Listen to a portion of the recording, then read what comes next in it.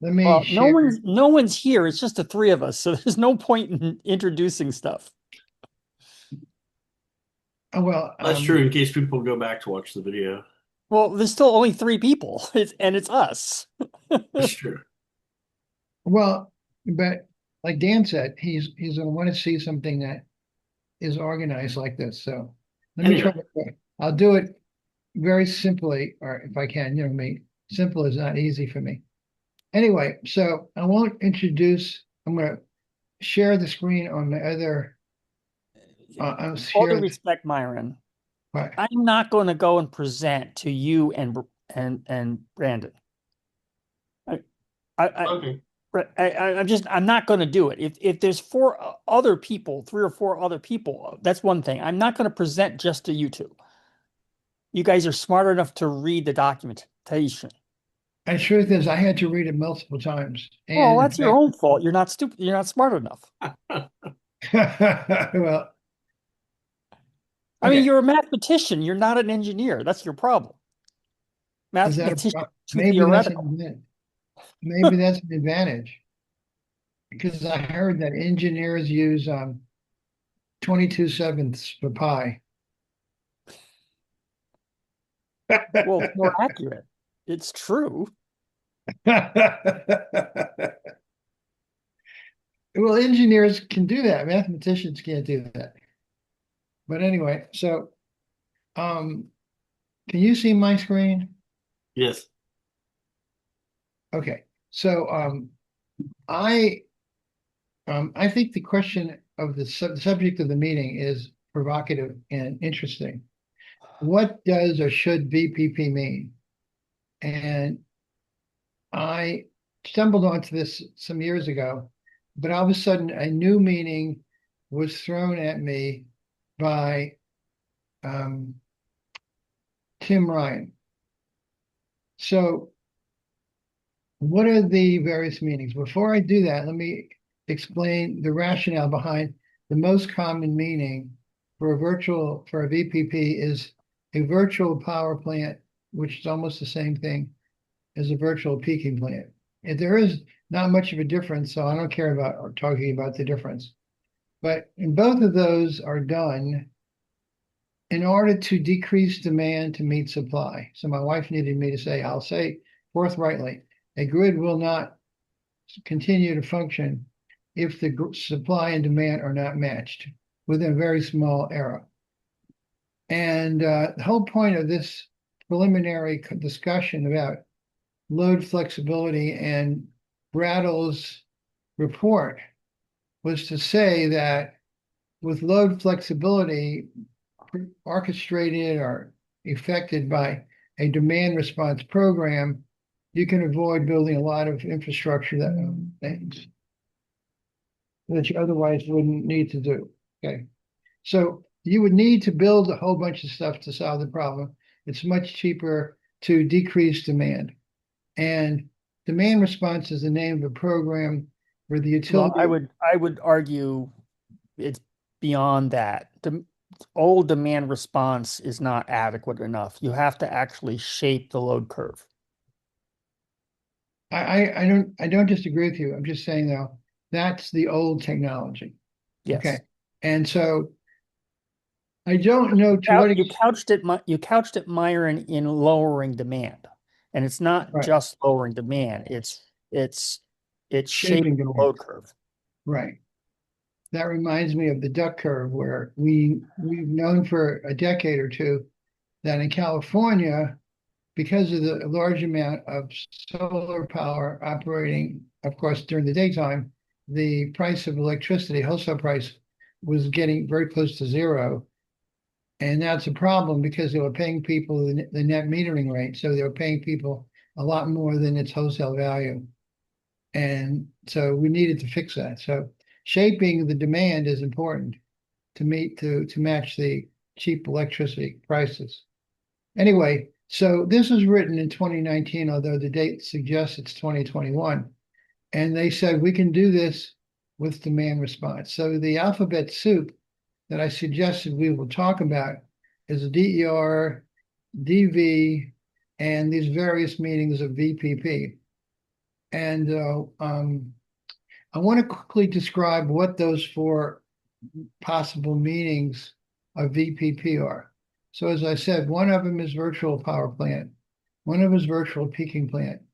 Both of them get the supply and demand to match by decreasing demand and quote unquote orchestrating or otherwise causing groups of consumers to decrease their demand in some kind of way responsive to the mismatch between supply and demand. They both have the same functionality in a sense. We were talking about whether they're centrally controlled or not as well, but at first, these are the names. The other two names are variable peak power rate design, and virtual pickpockets. I never heard virtual pickpockets until a few days ago, literally. But anyway, so variable peak power rate design is described here in this quote I got from AI. And it says that it's a rate design that dynamically adjusts electricity prices, especially during peak times, based on real grid conditions, et cetera, et cetera. And it's more than time of use. It's very adaptive. And apparently some good guys like the Environmental Defense Fund think it's a really good idea. And it just happens that ProRate is a variable peak pricing rate design. So it's a reasonable name for a ProRate meeting to talk about. However, I'm going to abandon going down that road to talk about another aspect of what a VPP is. Even if we agree that we're only talking about a virtual power plant or virtual peaking plant, that doesn't really tell you everything you might want to know about how this is done, because you have to talk about how the message gets to the consumers. And is the message a demand? Namely, is it I am instructing you to do this? Is it centrally orchestrated or controlled, or is it vaguely orchestrated via a dynamic pricing, which is again sort of what ProRate would do with prices? You get the consumers to respond to the high price of wholesale electricity by giving them a pricing signal, as opposed to controlling them directly. And as I said, I find this superior. And then I also point out that this is not just an interesting question for some grid architect geeks, but is in fact important in New Orleans, because literally in the last 30 days, lift off the word last, the city council actually voted to spend around $30 million over 3 years to expand the number of microgrids by a few thousands, where each eligible recipient must already have a PV array, and then they get a subsidized electricity battery system, but they have to promise to participate in ENO's demand response program. Namely, the utility will say when we want you to decrease demand. And this is an centrally orchestrated approach. And those would not be microgrids, though. Say it again. They would not be microgrids. Anybody who's saying they're microgrids, they're not microgrids. Because the solar and the storage isn't controlled at the edge. There's no fence around it. Oh, I see. So the solar exports and the storage is controlled by the utility. So okay, so they control the battery system. Doesn't apply. I see. Okay. Good distinction. I didn't notice it. Okay. All right. So anyway, I thought it would be helpful and punctuate this meeting by quoting Tim Ryan's email from just a few days ago. Today's the 13th, and this was January the 8th, 5 days ago. And this was a general conversation in the Electricity Brain Trust, which Kay and I are members of. Kay's way more active than I am. In fact, she already had participated in this thread when Tim wrote. And I found it very interesting. It was hard to read, partly because I'm not used to Australian jargon. Like when he uses the word NEM, that doesn't mean net energy metering. It means the national electricity market. I'm highlighting this word right here, and I don't want it to jump into the next thing. So the national electricity market is what NEM is. And he points out the national electricity market runs a dispatch signal every 5 minutes, much like MISO does. And also, sometimes the targets are not reached, and they have to use these other tools like FFR, and FCAS in order to collect the consequences of mismatched targets. I think that's the right way to describe it. And he said he's not going to fully explain it, but you can read about it in the Australian Energy Market Organization website. I guess that's what AEMO stands for. Anyway, goes on to explain that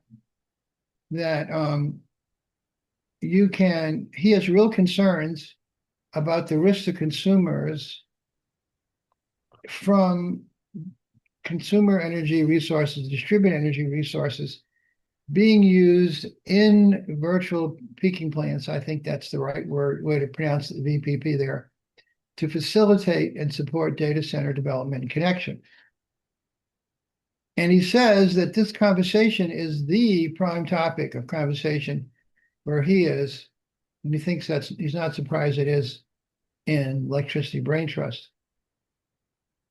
And any DER, the reward that any DER provides to a VPP will likely be transient. I think I'm paraphrasing this correctly, because the network infrastructure will fill it in soon after. I think that's what he's saying. His choice of words and syntax makes me say I'm just guessing.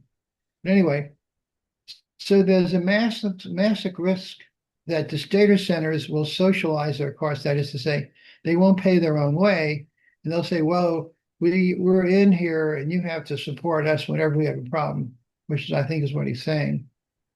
But then when he refers to virtual peaking plants, VPPs, he calls them virtual pickpockets, which I'd like to comment on as to why I think that name is appropriate. And he says, generally, there's a real problem that proponents are looking at the opportunities as energy trading businesses in which to explore consumers. It's actually exploit. Yeah, it's probably exploit. Yeah, he wrote exploit. I didn't fix all the words that I should have fixed. And pay a little attention as possible to the needs of the consumers. And I'd like to make a comment here about why I think virtual pickpockets is a good choice of words, even though I never heard it before. So, and Kay or Brendan might want to jump in and say, no, I got it wrong, but this is what I think.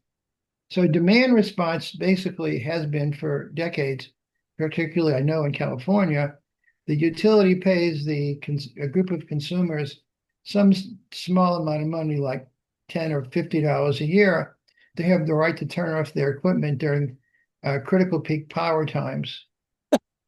And I think the amount they pay the consumers is way less than the value they receive. And that's why I think it's appropriate to call them virtual pickpocketers. Would you like to comment on that, Kay, or do you think I got it right? No, that's exactly right. I mean, Bruce Nordman says the same thing. It's generally the estimates are that a VPP only gives about 15 to 20% of the value that they get to the consumer. Right. And ProRate, our rate design, tries really hard to get over 95% of the value to the consumer. So, which is very different. And so, okay, so then this is where I get lost, because he's certainly saying he doesn't like virtual power plants here, even though he suggests that it might be what you need to do elsewhere. So the problem for VPPs is that consumers' natural behavior is exclusively to save money. But the retailer, the gentailer, and also these VPPs are floundering in Australia. Okay.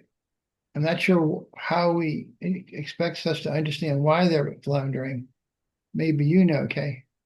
Well, they're floundering in the US too, because um, it's very hard to get, at least residential side. Commercial side is a little easier.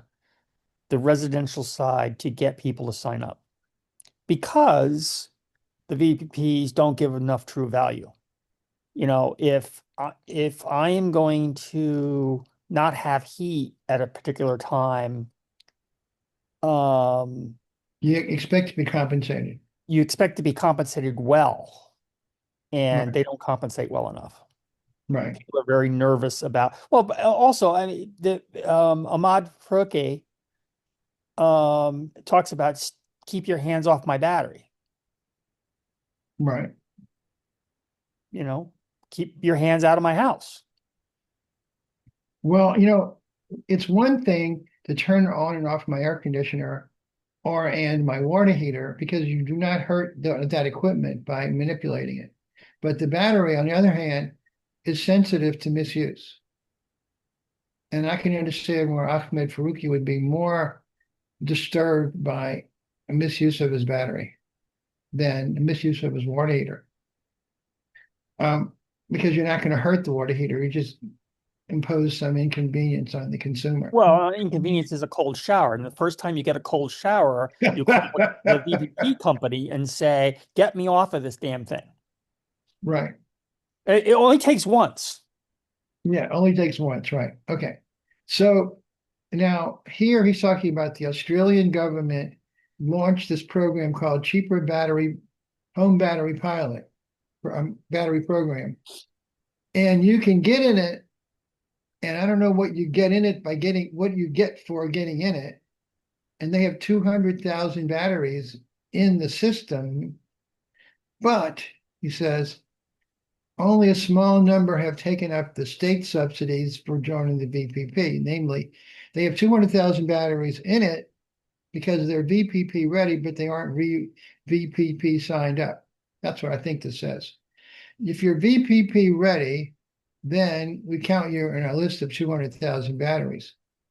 But you haven't gotten any subsidies because there's only a small number of people who are actually getting the subsidies. So it's really hard to read this because are there 200,000 batteries signed up or 200,000 batteries that are VPP ready? And what did they get by being in the cheaper home battery program? It sounds like they didn't get the subsidy. Only those who signed up did. So I don't know how to read this. And then nearly all of that has been non-traditional retailers. So they're saying it's not happening because the utility is orchestrating the VPP, but instead the non-traditional retailers, I guess they have anybody can do a rate like in Texas. Anyone could create a utility that sells electricity to you, even though so it's not vertically integrated like Entergy owns the grid and they have the exclusive right to make rates. In some states, it's a free for all who sells you electricity. And in that case, some of them are using dynamic rates. Okay. Even as dynamic as perhaps prorate is, where it goes minus 1 cent a kilowatt, $1 a kilowatt hour to up to 23 to buy and sell. So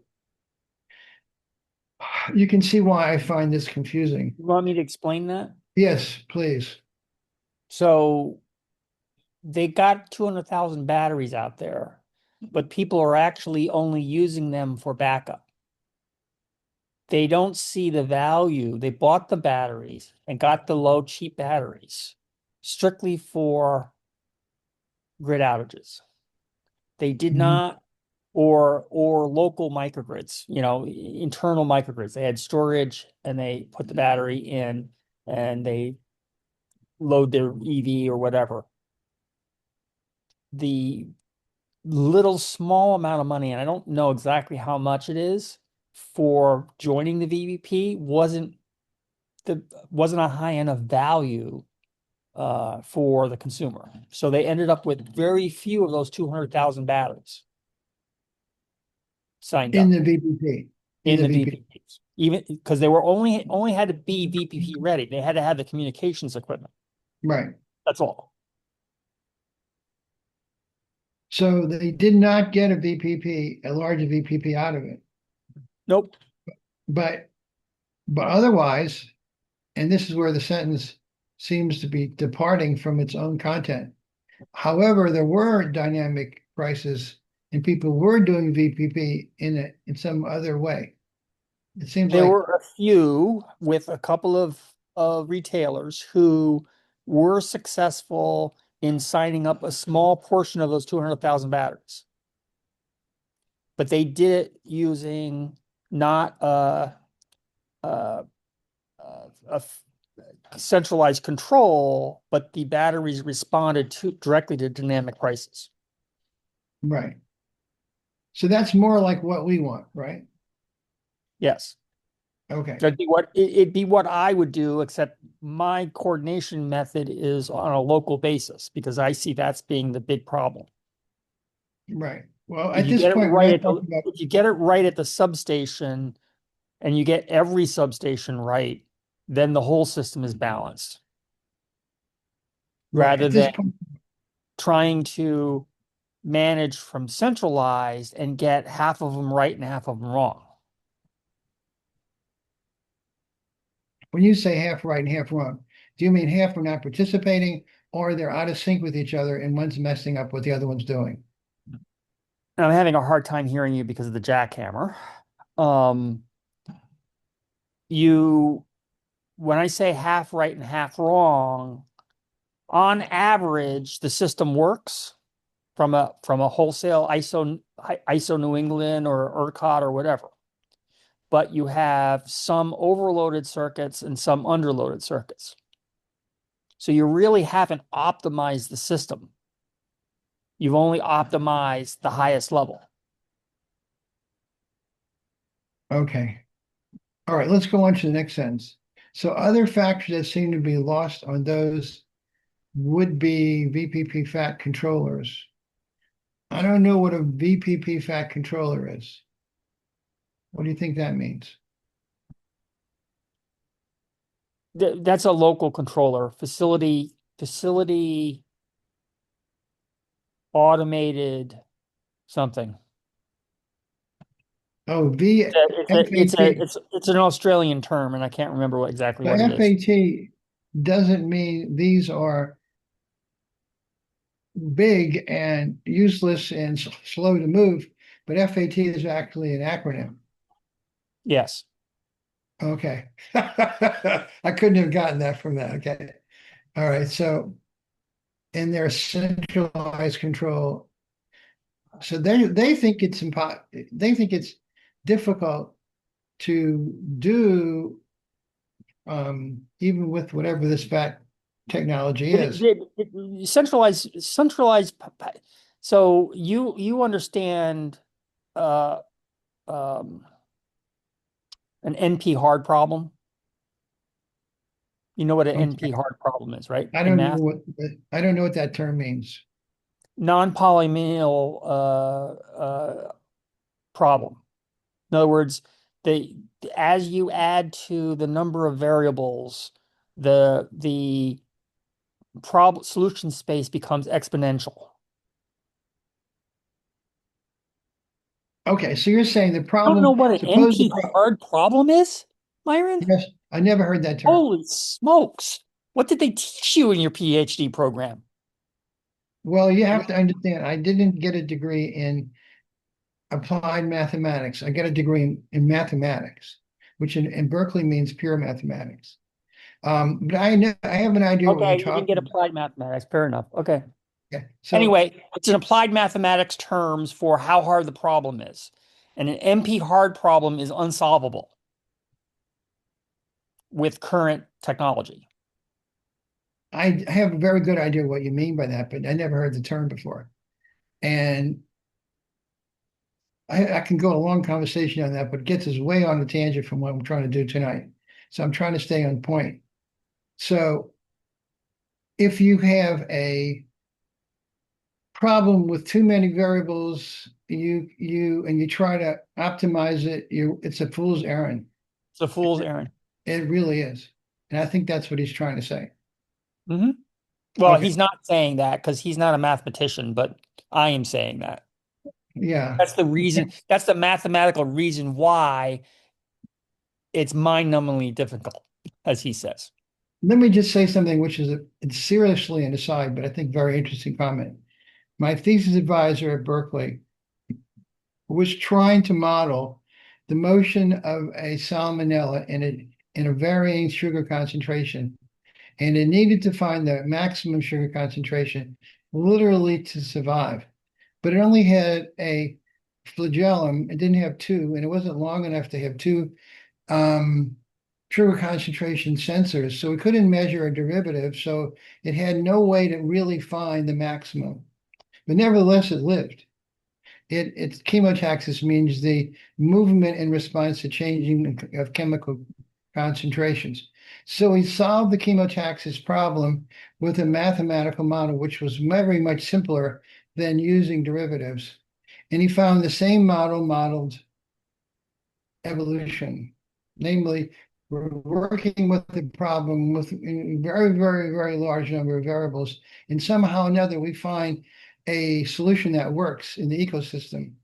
And because we need to be able to solve a problem regardless of how much complexity there is. And he found the easiest way to do it was a very simple algorithm, which I can explain. But the important thing is that yes, you can find global maximums in a problem, which is you can't put in a closed form solution. You have to look at the problem totally differently.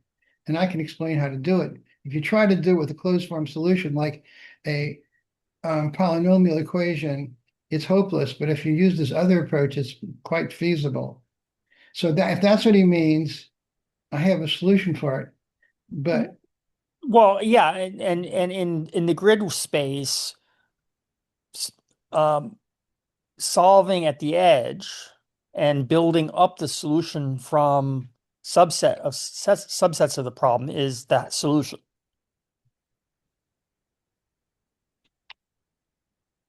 I'm still not sure if I know what he's trying to say. It seems to me he's saying He's on the not trying to surface. say anything. I'm trying to say it. Okay. That's the whole point behind that presentation is if you build up the solution, if you have a stable system, it's the equivalent, building a engineering ecosystem. If the local swamp is stable, and the swamp 2 miles away is stable, and the land in between the two swamps are stable, the overall system is stable.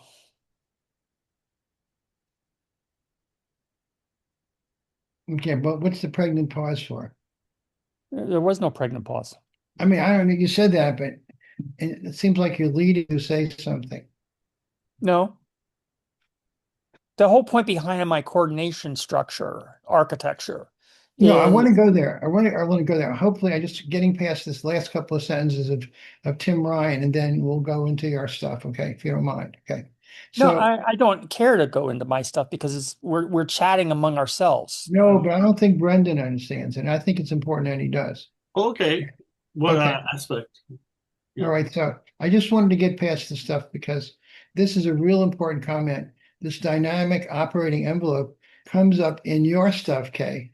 Okay. Mhm. And so to explain it, this is important to explain. So he says that realistically, from the wholesale dynamic prices, as seen from wholesale dynamic prices, the grid edge wants to be autonomous and operate from broadcasted universal prices. Namely, what he's saying is that a virtual power plant that is centrally orchestrated runs against the will of the consumer who wants to have autonomous and have control of their own water heater and battery. Okay.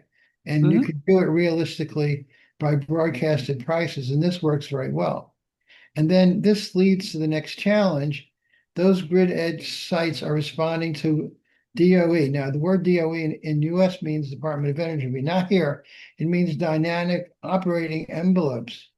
And Kay's going to explain this again in a few minutes, but I'll say it, and maybe I've said it wrong. What we mean is if you want to use your DER and say, I want to take advantage of a high price and buy something now, you will change the opportunity for another DER because, No, that's not what it's saying. well, okay, how would you say, Kay? So a dynamic operating envelope is a signal saying what you can take from the grid or what you can export to the grid. Hmm. And you need to stay within your system, stay within that operating envelope. Right. Okay. Says nothing, it says nothing about the math of if I do X, 90% of my operating envelope, I'm taking value away from someone else. It doesn't work that way. Well, it seems like if you do, though, it could restrict someone else's access to power. I No, mean, because that's the purpose of setting the dynamic operating envelope. The system is looking at what the system, the head system, the head node that's sending the dynamic operating envelope. It knows what the system can handle and right, knows what the system can handle at that moment, right, right? From either a supplier or load basis, and sends out the load curve that it wants to shape. You don't take away from somebody else because everybody's been levelized based upon their needs. I think I'm explaining it badly. No, I think it's going to be really clear if we look at something that Brendan sent us. So Brendan, pay attention because we're going to jump into what you sent. Sure, Okay. sure. All right. So I'm going to go into what Brendan sent to us and send it to Kay and I. Uh, let's see, go back to I sent it to Kate separately, I think. the inbox, and here is the um Oh, that's the data. Are you looking for the presentations or the? yeah, the presentations. Here they are. Oh, okay. This is the new grid. No, this is the one. Okay. So this is the one that Brendan created to help explain operational coordination, the idea that Kay created. And I want to jump right down to the one place that I think clarifies what we're talking about. Wait a minute. I don't know. Maybe it was the other one. Let me see something. No, I Okay. don't think it was the other one. It was not the other one. Well, That one was on yeah, data centers. The other one was on operations. I knew, but it talked about it right here.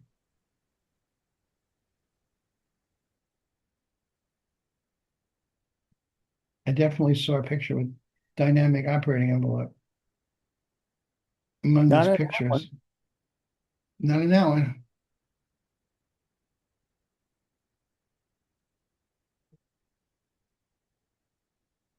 Must have been in this one, then.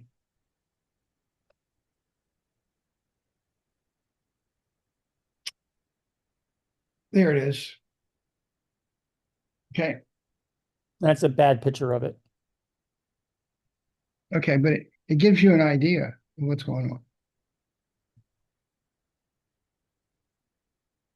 So you think that's a bad description of it, Yeah, it's a bad. I have much better diagrams of it. but is it in what you sent us? No, Okay. I don't. No, I don't think I have that. I don't have one of those images. This is in one of my proposals. Okay, look, I'm gonna stop talking. I would most interested in hearing you explain this I to. don't. I don't want to explain it to two people, Myron. Okay, all right. I really don't. Okay. It's not worth my time. I'm frustrated. I'd like to, relax for the evening so I can actually go to sleep. Oh, that's okay. Okay. Well, anyway, I just want to say Well, theoretically, hundreds might see this, so that's okay. worked hard to understand what Kay wrote and had to read it multiple times before I got it, but I did get it. And but Kay doesn't need me to explain it to her, and I don't think she wants me to. Sure, sure. So, going back to where we were, and I don't know where we are. I mean, you can. Well, it depends on what you're trying You're to welcome to pull it find. up and ask questions. I'll do that, but I'm not going to actually do a set point presentation. I'm not going to. Yeah, yeah, Myron, it seems like you have a lot of questions around the topic. Maybe, I mean, this is a great chance to ask Kay clarifying questions around it. Okay, well, I had trouble reading this, but when I read it 3 times, I got it. And the advantage to reading what Kay wrote versus to what Tim wrote is Tim didn't make sure that he chose the words that he meant to choose. Like we saw, he wrote exploit as opposed to explore, and a couple other words like that, which made it hard to read. But what's written here is absolutely what Kay meant. Well, I mean, I don't think Tim was writing a white paper. I was writing a white paper. No, yeah, I know that. I know that. And when you're in a discussion in a blog, you tend to get your ideas out quickly. So I appreciate that. I don't blame him for it.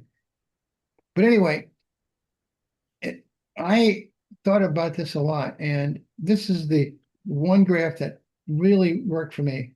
So let's see. Looking at this part, Kay said that, sorry, using first person and third person in this environment is tough choice of words. But anyway, so Kay said that she looked at the Maine's integrated resource planning, I guess, report, and one of the things that came out was this Maine integrated grid planning study, and she found that there were many transformers that they were outside of their voltage or outside of their temperature, and therefore they were not being treated properly. I don't know if you can see my screen. I might have to change this screen Yeah, resolution. I know the chart because it's my No, you chart. do. It's not my chart. And I just so you stole it. know, whenever you share I screen, stole it from Central Maine Power, but with permission. oh, okay. Okay, so anyway, I don't know what the 41, 32, and 12% refer to because they don't add up to 100.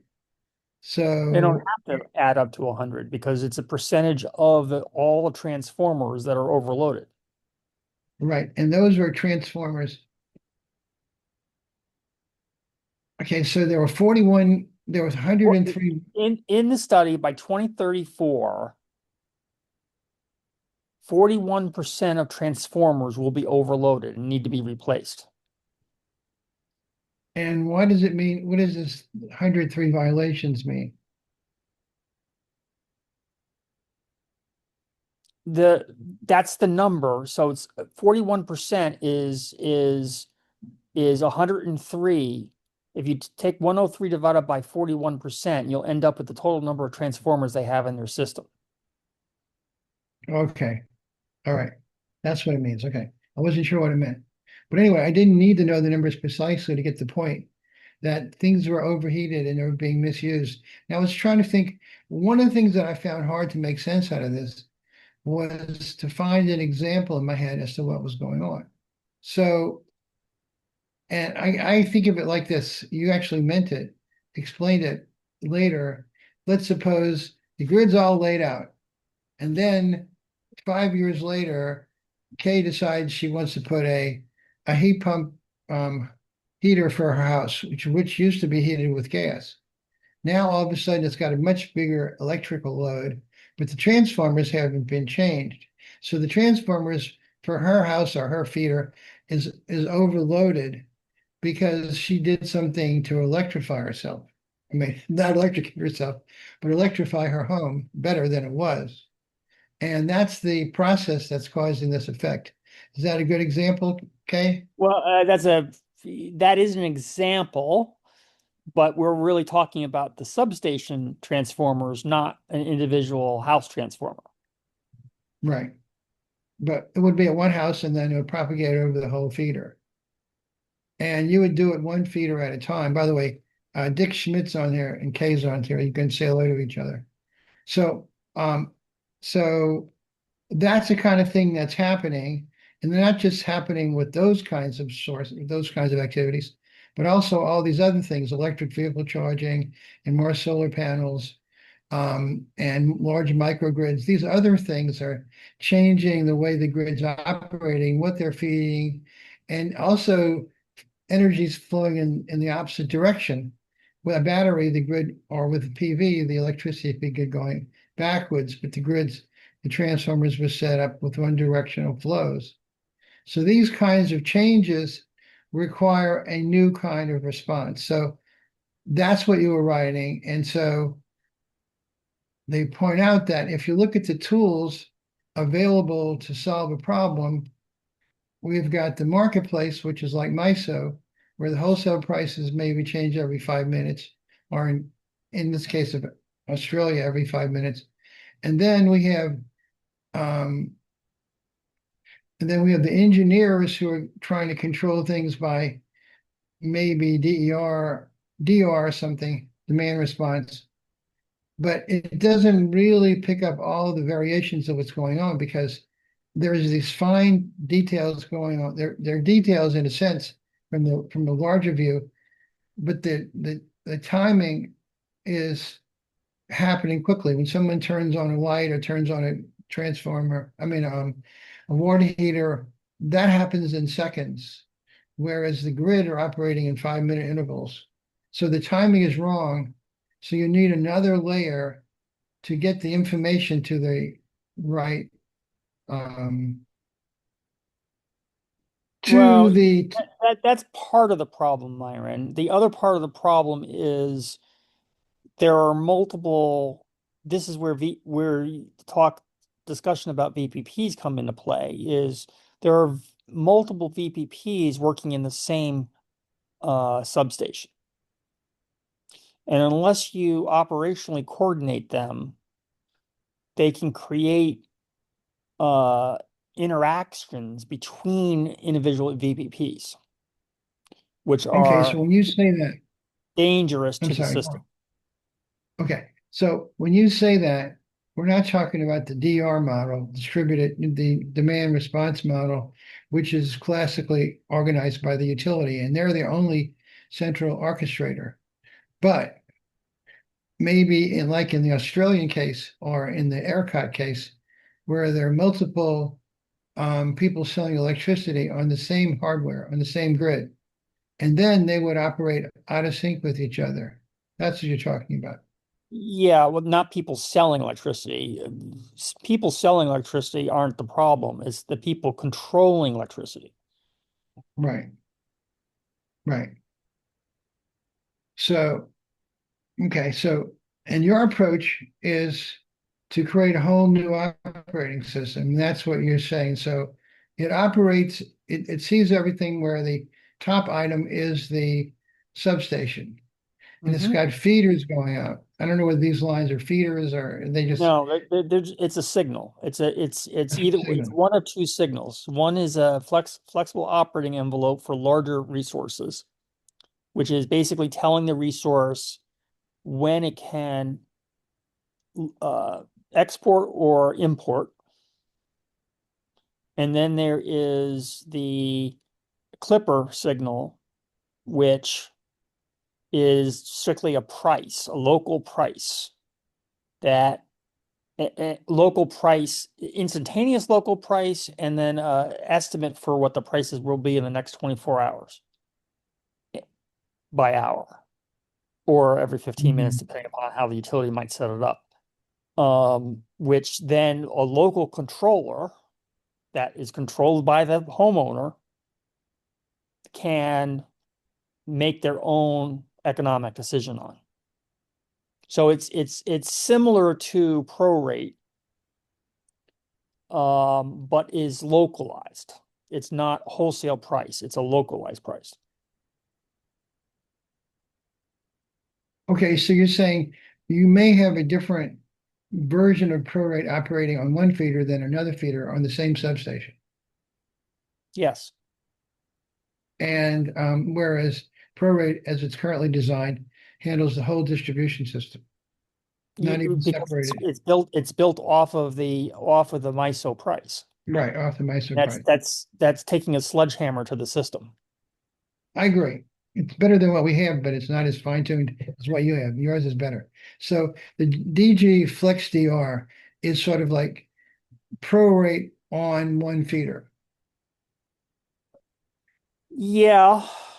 Um, but it's also economically makes better sense than prorate. And this is the argument I've had with you with prorate for a long time, is you're giving early adopters all the money and you're saying to later adopters, F you.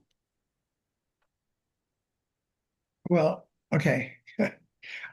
You know, as much as that might be true, it seems like whatever problem I solved before us, data centers, now we've got a whole new set of problem with data centers. So the problem keeps regenerating itself. So I don't know if that really Well, I matters. mean, what Tim Ryan was saying is the data center problem is the same thing.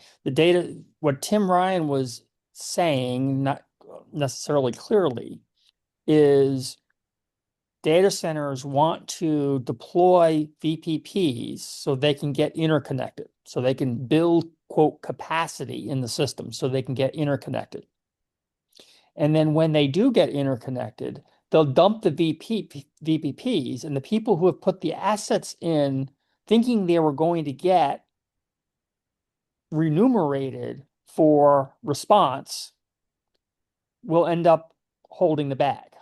Okay, I don't really follow what you're saying. I get the overview comment, but I don't understand what you said when you said the data centers get their foot in the door by creating or working with VPPs. How does that work? So if a utility doesn't have capacity to supply the data center, Okay, the data center goes and buys on the open market, buys capacity through a VPP. All right, under FERC 2222,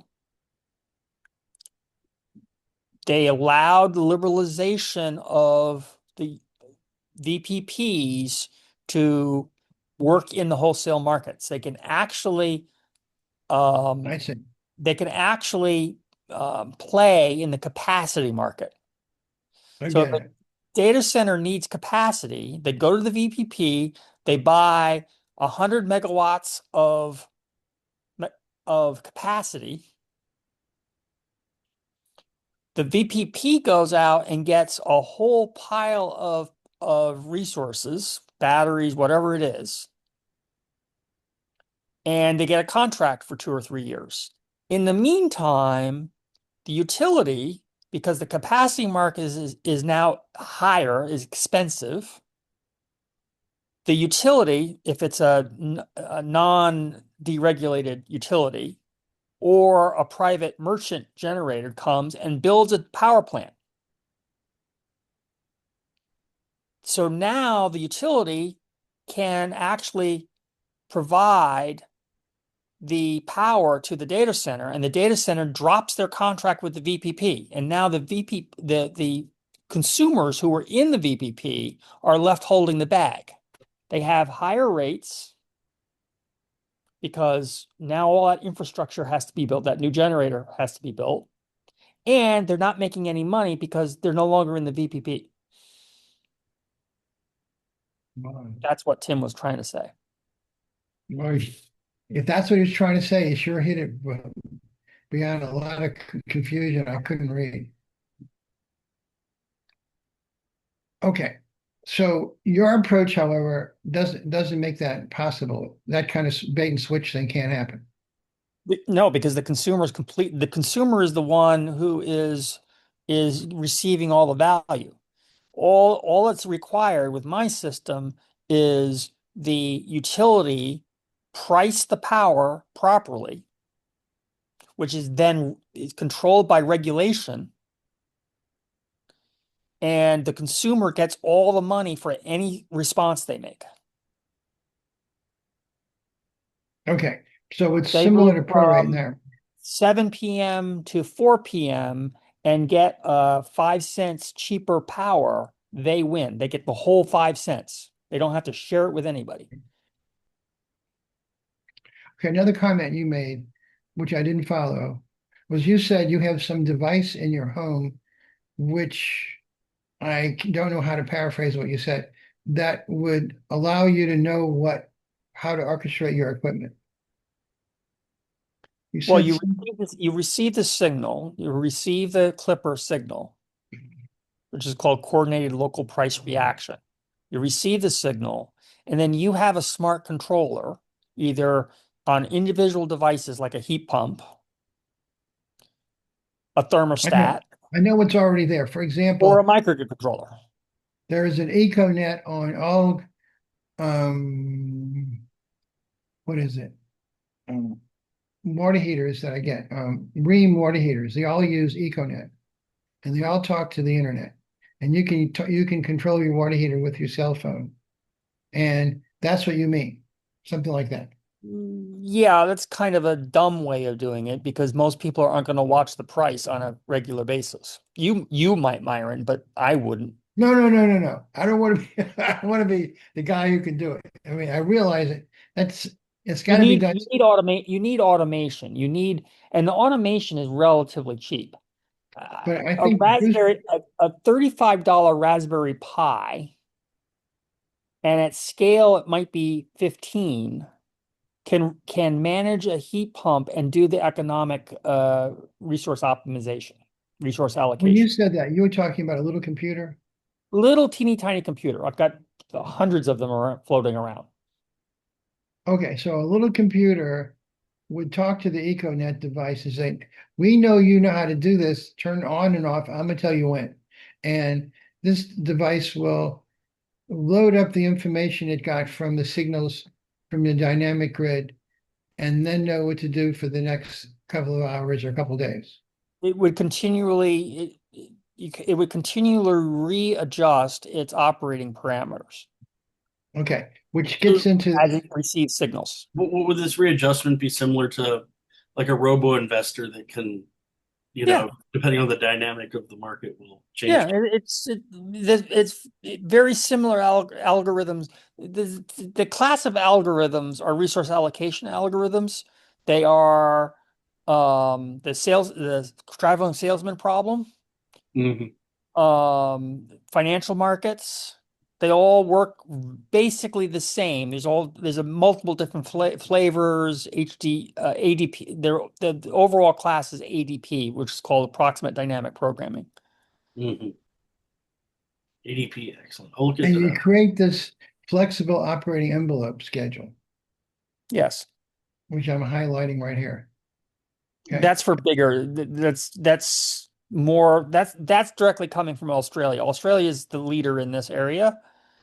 That's generally for larger, because that's both export and import. So you're sending two signals at any one time.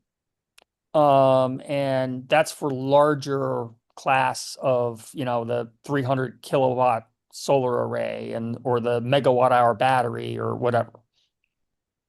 Okay, but in the case of the home, you're not sending a flexible operating schedule. You're sending just a price Just schedule. sending a price. And you're not worried that too many people might jump on at the same time and unbalance things. So there's some science, it's not really, really strong yet, is if you get over about 1,000 participants, there's enough diversity in the system that you don't get flocking. Right. In fact, that's related to the theory of large Size numbers. of the network. There's a theory of large numbers that if you make measurements of a large number of times, you'll make as many errors as for too much as too little when you make these That's correct. measurements. And so you wind up getting the right answer, even though any particular answer has a probability of 5% being wrong. Exactly. And that's the kind of thing you're talking about. Yep. Okay. If you had only 5 people in a network and they were all right next to each other and they all had the same exact type of house, you could get flocking where everybody responds at the same time. But Mhm. in a substation, you've got 1,000 houses, all with different insulation levels, all with different windows, all with, some people home, some people not home, and you end up with diversity. Right. Okay. So, that's why I had to read this a couple times to really get it. So this is sort of the summary table. Make sure it's big enough so I can see all of it. Yeah. So DER integration, the traditional, actually the one that I was most interested in was you can't get on the grid. You can't get it. So distributed integration delays, static hosting capacity, real-time flexible operating envelopes. So when this is these problems right here on this column, so I'll try, I can't highlight them as a column because the way it is, but anyway, these are the common things that happen on a grid that isn't properly controlled or encouraged. And we wind up actually curtailing assets because we haven't figured out how to do it. Mm-hmm. And so this gets these things connected. And I was talking before how demand response is under incented. Okay. So the VPP doesn't handle small devices right. Okay, and then other thing you said is you have you have a cybersecurity solution because you don't have two-way control, it's only one directional. So you don't have to worry about one person's action is known by another. Well, not only that, but also a single device in somebody's house, which is unsecured, can't propagate throughout the network. Right. You I know, get it. I had to a hacker isn't going to care to hack, spend the time to hack into your thermostat if that thermostat, he can only control that one thermostat, his own thermostat that he has. right, He wants to be able to get up the network right, and be able to be able to change 100,000 thermostats if he's right. hacked that first one. And if he one-way signal, he can't do it. So now I want to ask you a question, which actually we're out of time because the meeting ends in 1 minute. But are you planning on selling this to the regulators in New Orleans? Uh, no. Okay, I hope that it will come up with the team who does the study, right. but So I'm you're not not, going to push it you're because not gonna, I don't push my own, I'm not going to push it because it's a conflict of interest. right. Okay. Well, anyway, thank you for participating. So Dick Schmidt's over there in a prone position, so I mean a supine position. So That's what I want to do. well, And you can go do it. you guys are an hour earlier That's okay. Sure. Well, or hour anyway, later. we are at the end of our meeting schedule time. So thank you everyone for joining. Conversation was interesting. I hope it was clear. I'm sure it was confusing for many people.